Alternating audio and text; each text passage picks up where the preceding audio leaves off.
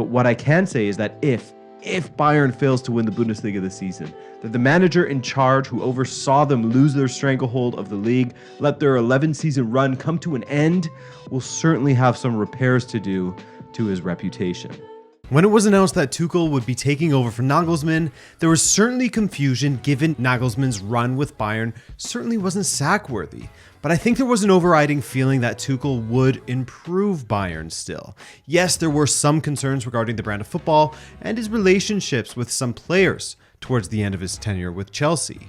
But with how Chelsea continued to suffer following Tuchel's dismissal, it felt more like a Chelsea problem rather than a Tuchel problem, and that he would find that Champions League winning form with Bayern, a team that knows how to win already and just needs a good shepherd to guide them. Well, since making this video a month ago, oh, how things have changed and gone downhill. They've basically sprinted downhill. Mid-January onward was certainly a bit of an inflection point for Bayern's season, a choose your own adventure and choose who you want to be kind of moment, as they had a run-in with league-leading Bayer Leverkusen on the horizon. And while they weren't in crisis yet, the results since this video have sunk them to lower and lower levels by their standards.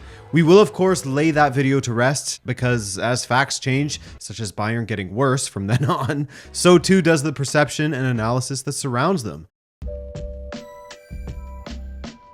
The best place to start would be to check in on what has happened since I made that video where I analyzed whether Bayern was truly in a crisis or not. At that moment, they weren't. I went over how the football was a bit uninspired, of course. It's kind of just what you get from Tuchel these days, the modern Tuchel. At times the football is uninspired looking and touch and go, but for the most part, you get good results out of him. But while it was similarly uninspiring at Bayern, they were still scoring more goals than they had at that point last season, and their overall point trajectory was on course to be a great one, actually. In fact, I made this graphic to illustrate what their, at the time, projected point total of 82 would have brought them in previous seasons. 7 out of 10 times, it would have been enough for them to win the league, and when coupled with the improved goals compared to last season, it felt like, while Bayern weren't performing that great, should Tuchel find them some form, they would go on to have a pretty solid season.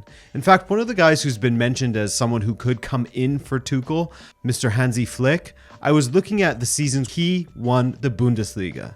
And when you look at the second place team, you had Borussia Dortmund getting 69 points in the 2019-20 season, Hansi Flick's first in charge, well, half season in charge as he took over after Niko Kovac was let go. And then in Hansi Flick's first full season, the 2020-21 season, RB Leipzig got 65 points. In 21-22, Nagelsmann's only full season, Dortmund in second got 69 points. Bayer Leverkusen, after just 22 matches played, already has 58 points.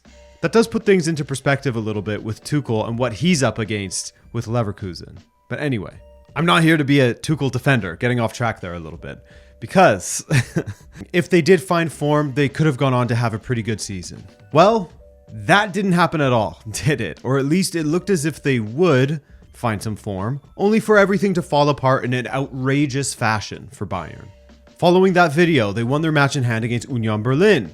Then they won against Augsburg, and then they won once again against Borussia Mönchengladbach. Overall, again, not as convincing as perhaps the Bayern supporters would have liked to play. We're talking about the actual performances, but a 3-1 win all the same. And so at that point, it really did feel like it could go in either direction, with the Leverkusen match being a make or break for their season. If they were able to somehow, some way get a win away to Leverkusen, hell, even a draw would have been positive. And perhaps you could see Bayern in the squad battening down the hatches and riding out the rest of the season for an epic title tilt with Leverkusen and maybe even stealing it again somehow, as they did last season.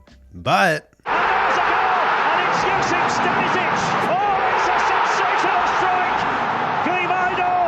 has a go! That is how to finish it! Bayern were dreadful. Well and truly beaten by a far superior side in Xabi Alonso's Leverkusen, beaten both mentally and on the scoreboard. And you know what's funny? With Stanisic opening the scoring for Leverkusen, a player who operates in the right back position and is on loan from Bayern, which has been a problem area for Bayern, I said this in my previous video about Bayern. And loaned Stanisic to Bayer Leverkusen, leaving Tuchel to choose to play Leimer at right back of late. That takes on a whole new meaning, doesn't it? This is the stick in your own bicycle spokes meme come to life, essentially. Thomas Müller launched into an angry tirade after the match, saying that the players have to take some responsibility. Quote, "To be honest, I'm pissed off. To quote Oliver Kahn, what I miss from us players are the balls in the game. We are showing significantly better approaches in training. It's okay to feel pressure, but there needs to be energy and freedom. That's missing in our game. Sometimes we have to speak about us players. It's not just about the coach. We have many international players at the highest level. We need to step up our game." Bayern looked completely shorn of any belief in themselves, and with that drubbing from Leverkusen, there was an aftershock as well. Going away to Rome in the Champions League to take on a Lazio side that themselves are completely unstable this season, as they currently sit in 8th in Serie A, only getting outshit by Napoli at the moment. Bayern somehow found a way to lose to Lazio with 17 attempts and not a single one on target. Bad times seem to be a magnet for silly stuff, with Upamecano putting in a clumsy challenge and not only giving away a penalty, which would be the match winner, but getting himself sent off and ineligible for the second leg in Munich. Oh, speaking of, Upamecano's disaster class of a week would continue in the next match for Bayern. That versus mid-table side VfL Bochum. Mind you, they do have a history of surprising Bayern now and then. But anyway, Upamecano was in fact rested for this game, but an injury to Mazraoui, just what Tuchel needed, forced Upamecano onto the pitch. 6 minutes after getting into the fray, he got a yellow card. In the 77th minute, he would go up for a header and his arm would smack Kevin Schlotterbeck in the face. Second yellow for Upamecano, penalty for Bochum, back-to-back reds for the man, and 3-1 up for Bochum. So Bayern lost that match 3-2, their third consecutive loss, which is the first time they have lost 3 in a row since 2015, their 7th loss this season, and Tuchel's 11th in 44 matches with Bayern. They lost 2 consecutive Bundesliga matches for the first time since December of 2019. As midfielder Leon Goretzka said following the loss, quote, "It feels like a never-ending horror film. Everything is just going against us at the moment. At the moment, I think we have to question everything." Truly a low, especially with what happened on the sidelines as well. In case you missed it, there were reports of Joshua Kimmich and Thomas Tuchel's assistant coach, Zsolt Löw, getting into a very, very heated discussion following the match, with some reports saying that they had to be held back from each other. A coach fighting a player, not a good look. Perhaps it was blown out of proportion. I mean, that never happens with football reporting, right? That never happens. But Kimmich and how unhappy he is under Tuchel isn't anything new, and he showed his anger upon being subbed versus Bochum. Tuchel, in response to this story, said that these kinds of frustrations in incredibly emotional football locker rooms are nothing new. People clash, and that it doesn't really mean anything. In a vacuum, I would agree with him, but given the individual that is involved, Kimmich, it's not so much a surprise. Tuchel and Kimmich have had disagreements throughout this season, and even last season as well. Last season, Tuchel was quite critical of Kimmich and Goretzka as well, to be fair, as Tuchel subbed him off early in a match, something that never really happened with the German midfielder prior. Then, this summer, Tuchel made it his mission to find a new defensive midfielder or number 6 in the eyes of Kimmich. At worst, it was to replace him, and at best, to give him competition for his place. However, Kimmich apparently isn't the only one. Some other notable, allegedly upset players include Matthijs de Ligt, who has seen his minutes limited this season as he was benched for the pivotal match against Leverkusen, despite being healthy, and only came on against Lazio in the Champions League thanks to Upamecano getting himself sent off. As solid as Upamecano has been, he has plenty of errors in him, especially lately. Errors that can be big enough to cost Bayern a result. On top of that, Matthias Tell is also rumored to be unhappy as he hasn't started a single Bundesliga match this season, despite fans calling for opportunities for him. Choupo-Moting was preferred against Bochum, but once Tell came on, he set up a goal minutes later. As you can see, his goal contributions, despite his limited minutes, are quite good. And with Harry Kane often dropping deep, he feels like a natural partner to him that could run in behind when Bayern are playing with a 2-striker setup. Now, there have been further reports that the 3 players we have mentioned haven't been the only ones to be unhappy at the moment, and considering their future at Bayern. as a recent report from Ralf Honigstein claims that Tuchel hasn't been able to strike up good working relationships with many of the squad members. Now, I assume most of you know who Honigstein is, a writer of great rapport in Germany and has close ties with people at the top clubs in the country. Honigstein says that a senior member of Bayern's board has said of Tuchel's relationship with the squad, quote, "He's undermined everybody." This comes just days after Bayern had denied that Tuchel had said that the players were perhaps not up to standard. Now, how big of a deal is it to lose to Leverkusen?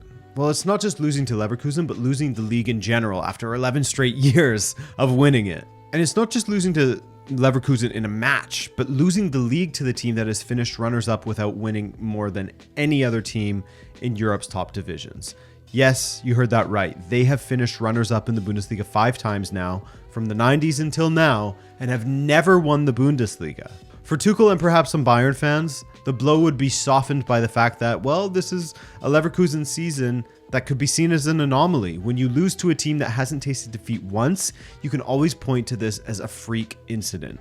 I mean, that's like judging Usain Bolt for losing the 100 meter because he was struck by lightning during the race. But as the season has gone on, we've seen how while Leverkusen has improved, Bayern have gone in the opposite direction. In fact, just look at their first match against them.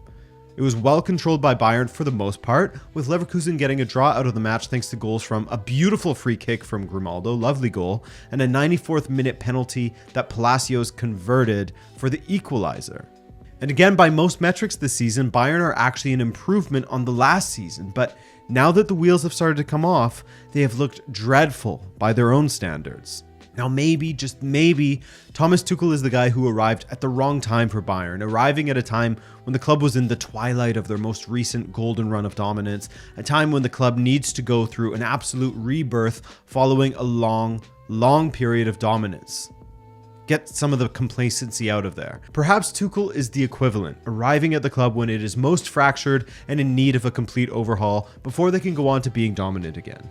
Bayern feels like a club that is trying to hold on to pieces of their past that brought them so much success, including some older heads in the team, of which there are too few to have an impact now, with the board and those behind the scenes still expecting the Bayern of old to be ever present, while they have a manager in Tuchel who's trying to create a Bayern of his own vision.